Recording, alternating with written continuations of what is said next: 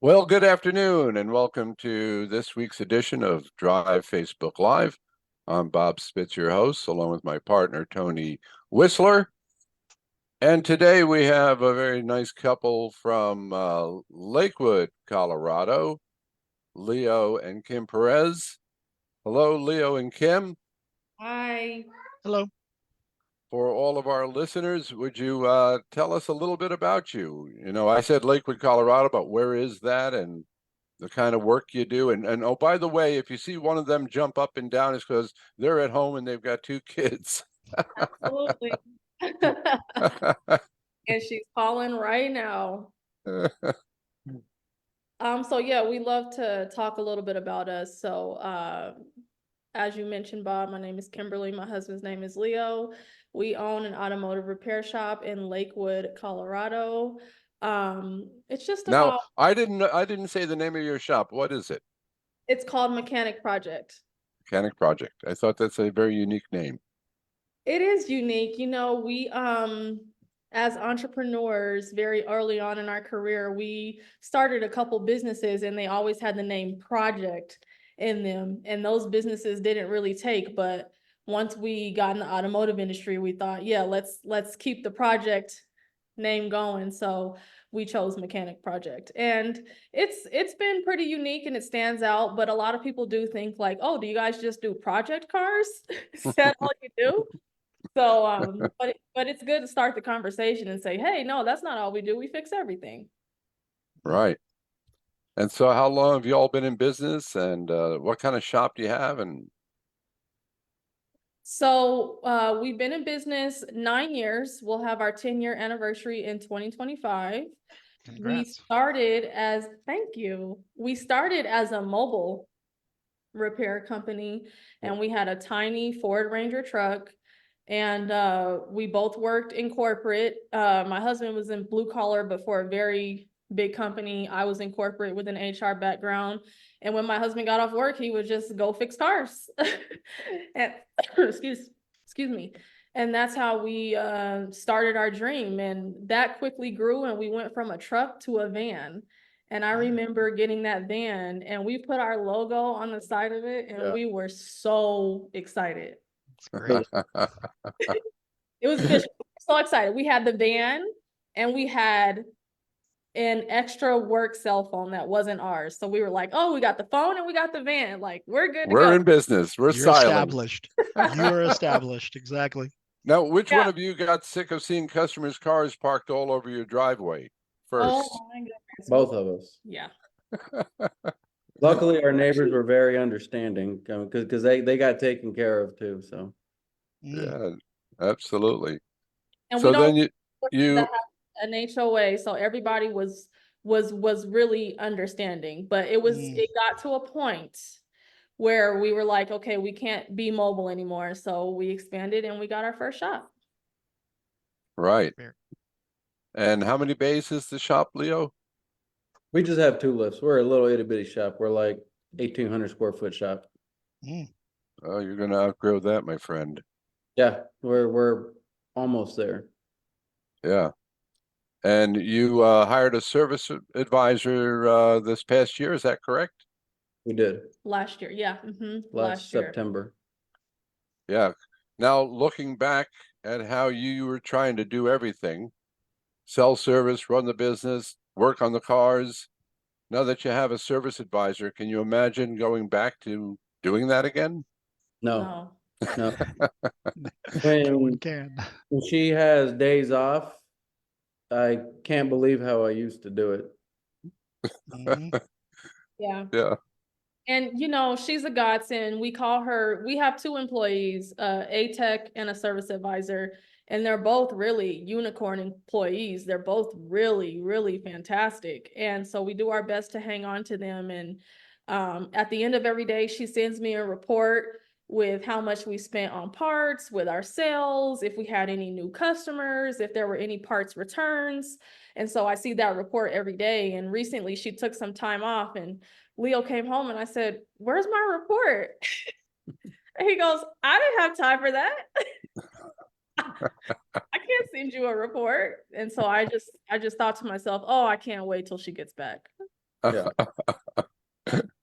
So is Now your next coming move from to get a tech? Sorry, is your next Yep. move to get a tech? Yes. Very good. Over to you, you're Bob. you're actively looking now, right? We are. Yeah. Now you having an HR background, you got a leg up on a lot of shops starting out because I tell you, that's one of the biggest areas of confusion and problems and concerns and fear of shops is dealing with employees. So Yeah, having an HR background, that's fabulous. thank you. And you know, sorry, Bob. Yeah, and I would agree. I really enjoy having an HR background, but I would say for me, it has been quite the adjustment having to get used to a recruiting background in the corporate world versus the blue collar world. Oh yeah. So But the that principles are really the same. You got to throw enough spaghetti on the wall to have something stick. absolutely, absolutely. Yeah. And now you also handle the books and you're doing that from home, isn't that right? I try to go to the shop as much as I can. I'm not there as much as I would like, but yes, I work a lot from home. I do a lot of back-end administrative tasks. We do have a CPA that we value very much so. They keep us honest, they keep us in line, but there are still a lot of things that I do in the background. Yeah. Are you doing your own bookkeeping? No, our CPA does it. Oh, your CPA is doing your bookkeeping. Well, in regards to invoicing and all that, our service advisor does that. But our CPA does do our bookkeeping. We keep a very close eye on it alongside her. Right. You know, you have a fellow Drive team member not that far away. She's in Denver, Chris Propes at Bill Cressmore Automotive. And And Crestmore. yeah, Yeah. Bill Cressmore's in Cressmore. That's right. You should take your time, go visit her when you can. She's a fabulous shop owner. She is a bookkeeper, and she actually teaches our finance classes.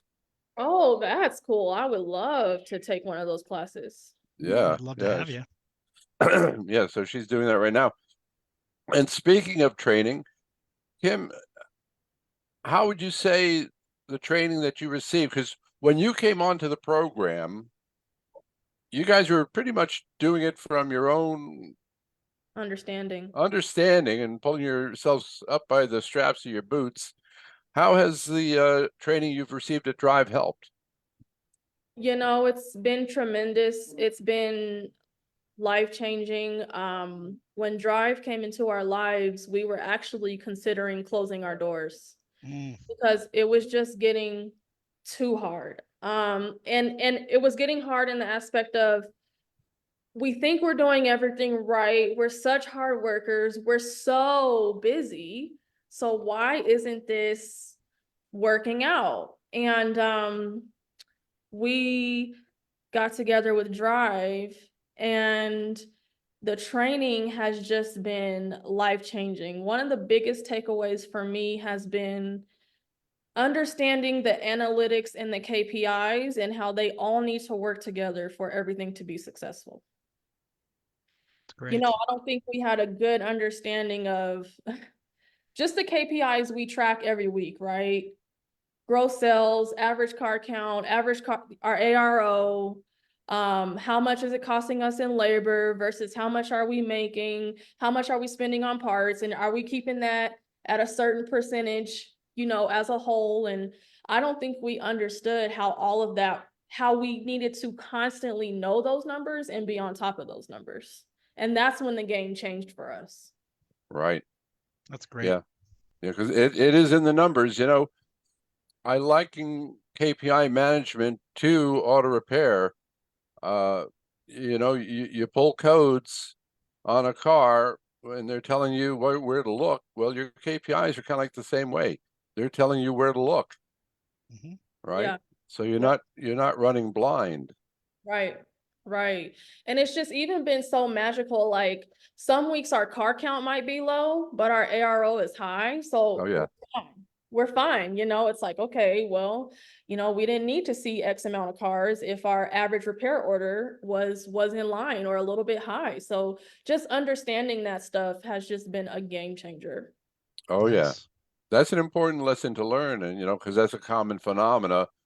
Depending on the size of the shop and the number of techs you have, you can easily overwhelm a shop with too many cars, and then Absolutely. your average ticket goes down. Yeah, and I learned in a hurry that I'm a really good mechanic, terrible business owner. Okay, well, Better that's fine. business owner now. Better business owner now. Yeah, we'll get Definitely a you. better business owner now. Yeah, Yeah. yeah. And Yeah, then I knowing was what gonna those joke. standards are too. Like knowing what those actual numbers are supposed to be is also a very important thing. You might know that you need an average repair order, but knowing what it's supposed to be is critical. Absolutely. Yeah. I had somewhat of an idea, but it was nowhere close to what it should be. Hmm. Yeah, because truthfully, technician skill and knowledge does not translate very well to business. No, Right. They're two different worlds. absolutely. Absolutely. So I'm still in the middle of juggling that, but also that's the reason we're looking for another mechanic to Yeah. replace me in the back. Very good. Well, you and I were talking, Leo. And I'm so glad you are on the program. You didn't wait forever to join us, because you do have a growing family. You got two little girls, right? Yep, and And third and girl. another one on the way. Yep, Do you know if it's a girl or a That's- boy? another girl. Another Mhm. girl. Oh my goodness gracious. All right.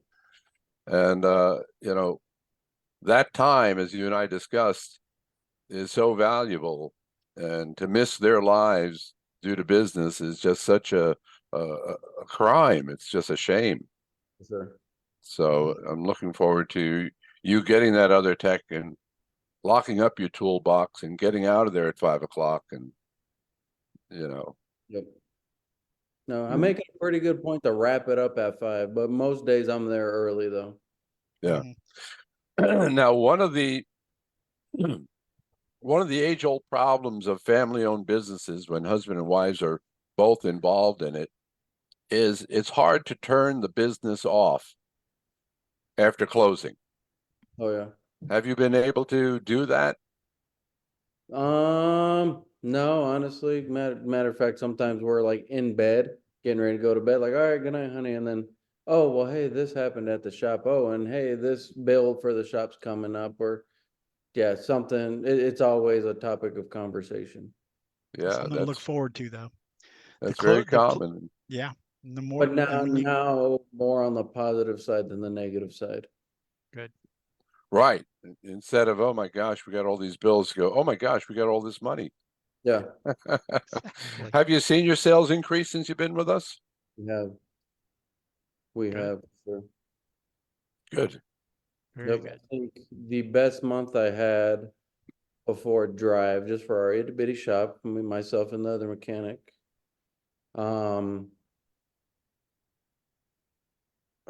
Trying to think, can't remember, but anyways, we've almost doubled it.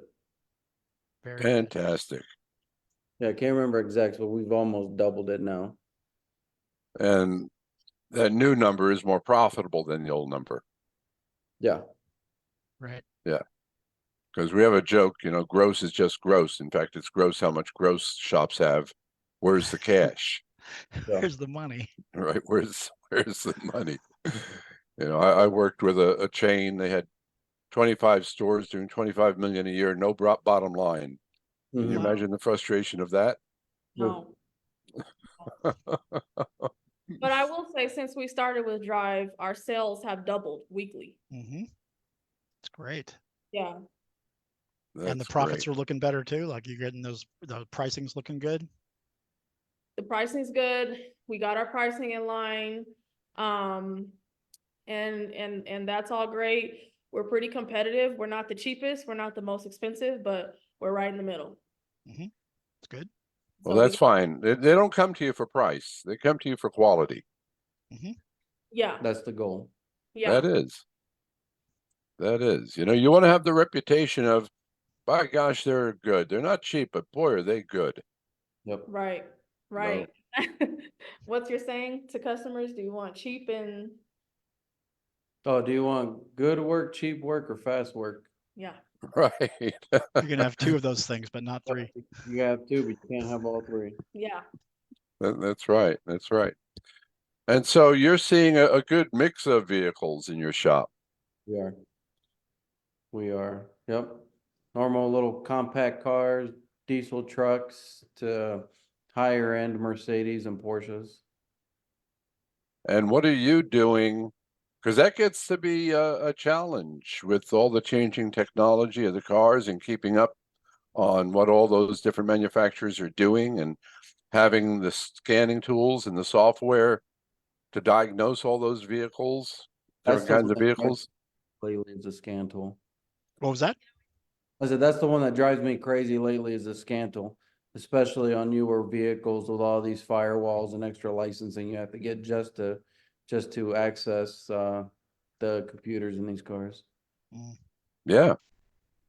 I know we're seeing more shops, if they've got the ability, because they've got enough population of cars, starting to zero in on just certain makes and models, Yeah. Mm-hmm, and instead of trying to be everything to everybody. Yep. mm-hmm. Yeah. But it sounds like So you've got a fair amount of Fords and Toyotas. Yeah, Ford, Toyota. It's hit and miss. Some days you'll think we're a Chrysler dealership. Other days you would think we're a Toyota dealership. For example, last week it was just all Chryslers one day. It's like 3 Ram trucks, a Caravan, and a Jeep. there you go. So you guys have done more than a few action workshops, right? I think there's more than a dozen in there since you Mhm. guys started, and you guys have been with us since May of last year, correct? Yep. So you guys have gotten some good workshop time in, and that's good. Which workshops do you think benefited you guys the most in that regard? For me, it was definitely essentials of shop management. Mm. That was such a good workshop and I had so many takeaways. She wants to get over on the couch. I had so many takeaways from that workshop. Just, yes, Daddy's gonna help you. Sorry. It's okay. For kids. Just little things that we weren't doing. And Leo and I are the type of people to where if someone is giving us constructive criticism on something they've constructed, we're gonna run with it. We're gonna run with it. If they say, hey, this is the problem, do this instead, we're gonna do it all day long. And that's all we've done with Drive. If they tell us to do something, we do it, and we just see the magic happen. Nice. You Well, guys I'm sound like glad you're great not clients. fighting. You're not fighting your coach. Yeah, I was gonna say you guys sound like you'd be great, great clients. I mean, who is your coach? Roxy. Roxy. She's great. Yeah, She's really she's great. amazing. But yeah, essentials of shop management, it was definitely a time commitment, but you know, we were just learning little things like how to set up our profit and loss report, how our P&L was set up the wrong way. We were, can you guys believe we weren't even charging a rack fee? Wow. Cars would come Sure. on, and we would rack them up and we would be like, okay, this is wrong, bye. Like, we weren't even charging a rack fee, just money out the door. Yep. Mm-hmm. So Don't feel alone. You're not the only one. so small stuff like that. And we increased our diagnosing fee after essentials of shop management, and we pretty much had no pushback from customers on that. But for our diagnosing fee, we weren't even charging a full hour labor rate. Mm. Yeah, and so after the shop management class, our diagnosing fee is now our hourly labor rate. So just learning a lot of small ins and outs, but I learned so much from that workshop. And I've been the only one to take the workshops because Leo is very, very busy. Yep. Okay. Well, he should pick it up the next time it comes around. Yeah, he really great. should. I think he will learn so much from it. Yeah, well, we'll get that other tech in there, free him up, and That's right. work, as you and I discussed, Leo, work on the business, not in it. Yeah. Yes. And that, when we first started with Drive, Roxy and Matt, they said, hey, you got to get an SA right away. You got to get a service advisor. So we found our service advisor who has a 10-year background in auto parts. sales. Oh, yeah, they're good. So we found her and our lives just changed. And then when we started Essentials of Shop Management, there was a whole section talking about the owner being involved in the business and not working on the business. And that's when we kind of just realized we got to get another tech and pull Leo from the back. Mhm. That's the exact Absolutely. right thing to do. Because you're not a technician who owns a shop. You're an entrepreneur who owns an automotive repair shop. Right. You know, and I used to joke with folks at the seminar, I go, if I could yank all your knowledge of how to fix a car out of your head, I would. So Right. you couldn't go back there and you had to work on the business Right. Yeah. because the only money in the back is for technicians. Well, hello there. Hey there.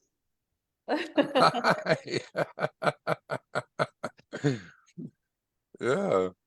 And you know, there's just so much to do. There's so much for us to do that we fall short on so much. And you know, if Leo were to free himself up and could join me Mhm. on the management side, I feel like we would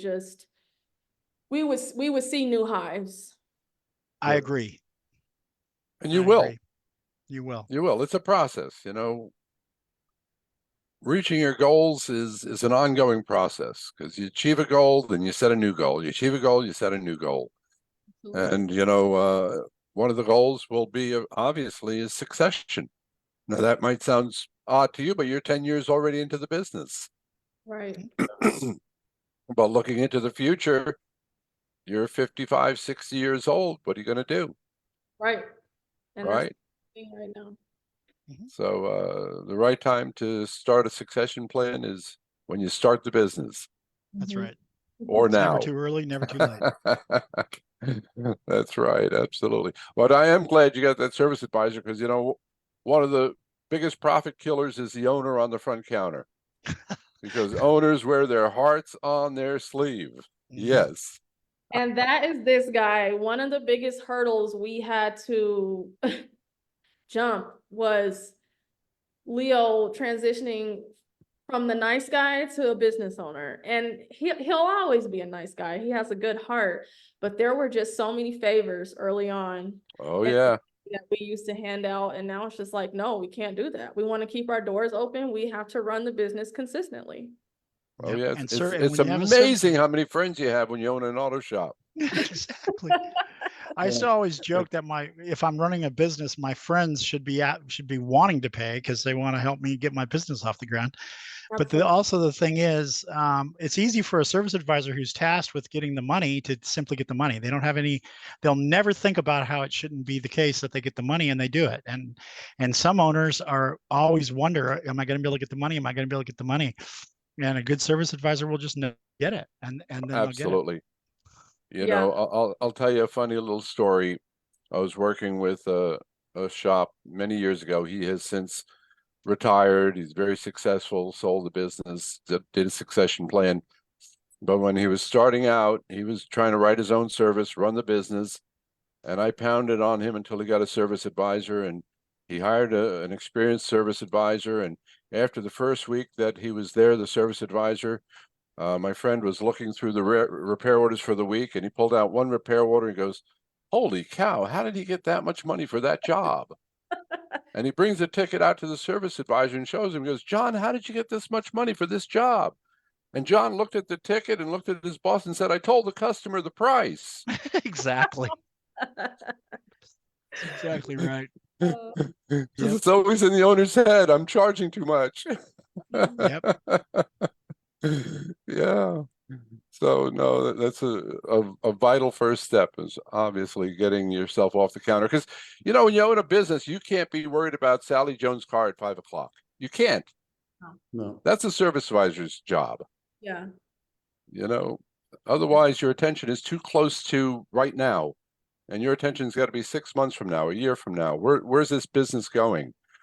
You Yeah, know, and we're even very transparent with customers and let them know sometimes like, hey, this is what it takes to run a business.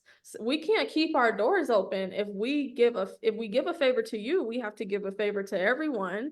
And sometimes we're even really transparent and we ask them, would you ask Firestone to do this? Would you ask Right. Midas to do this? Like, so please treat us the same way as you would treat, any other automotive repair company. No, that's absolutely true, but they will ask, you Yep. know, but It's okay for them to ask. we will define for you what a friend is to an auto shop owner. A friend to an auto shop owner is someone who pays full retail and pays cash. That's a friend. That's Yes. right. That's exactly right. Now you That's- guys came onto the program at a time when we hadn't had our expo for 2023 yet. So did you guys make it to the expo last year as clients of Drive? We didn't. Nope. You're going to But try you're to going to make go it this year, right? We are going to try our hardest. Oh, no try, only do. Only do. That's right. Yeah. You will, it'll blow your mind. Roxy's on us about that. We know it's in June, right? It's in Yep. June? It is June. In Texas? Yes, it is. Dallas. So not far. Not Yeah, far. you guys So not far. Roxy's Yeah. on us about that, and we are definitely going to try our hardest to make it. We would love to have another tech hired before we both leave the shop again. Open and Yeah. running. That's a good All goal to right. have. That That's is a good goal to have. Mhm. Hey, Tony, I think we have time for a station break. Yes, we do, Bob. We're going to talk about who we're going to have next week. This is going to be an interesting show next week because it's going to be a little bit of a different format. We're going to have Doug Kaufman from Shop Owner Magazine. And what he's going to do is he's going to turn the tables on us a little bit. He's going to interview you and I instead of the other way around. Although I did tell him that I might hit him a little bit with some questions, but he's going to interview us for Shop Owner Magazine, and you guys are going to get to hear the interview live on Facebook Live. That's great. He's the editor in chief, isn't he? He is, yes. Yeah. Yes, he is. And so it'll be a lot of fun. And then, of course, we always want to mention the expo. We want to make sure you Yeah, guys right come there to that. behind, right there behind me. That's right. Which way do we go? And then you can see the dates there. Yeah. So it's going to be a lot of fun. And the thing I want to say to you guys about being at an expo, one of the things that happens when you go is you leave totally rejuvenated. Like if you're not already, rejuvenated might not be the right word for you guys. You guys are full on, but you're just juiced up to really get some work done when you come out of there. And the other thing that it also does, being a business owner of any kind can be a little bit feel sometimes Well, it's a daunting. little isolating, and it's a little isolating too because you're so wrapped up in the business. This is an opportunity for you to have a social interaction with a lot of other people who are basically your peers and people who are like-minded people, kindred spirits, and then you build those relationships, and then and that is, you'll build relationships at the expo with other shop owners that you keep for a lifetime, and you'll Yeah. love. Yeah. Awesome. And to, just carry on with the whole culture of Drive, it extends to our clients. It really does. And that's a culture of help, Mhm. wanting to help. Mhm. And you'll find shop owners all throughout the expo who are willing to help and share their knowledge, and they cry on each other's shoulders and talk about, the bomb that's gone off and how they repaired it. And, so yeah, it's a great experience. And to also see that awards night, to see those folks who have earned those awards, which will be you soon. Yep. All right. I see Master of Shop Management in your future. Yes, would love to. Yeah. Absolutely. And then, of course, like Deanna was your instructor for Essentials of Shop Management. She's one of our Master of Shop Management. She's sustained, I think. Yeah, Elite, she's right? sustained elite. That's right. So she's absolutely just a phenomenal shop owner. Yep. And one of the things that she wanted to do once she was in a position where she didn't have to be in the shop all the time, she wanted to help the industry and help other shop owners. And then that's why she wanted to come instruct for me.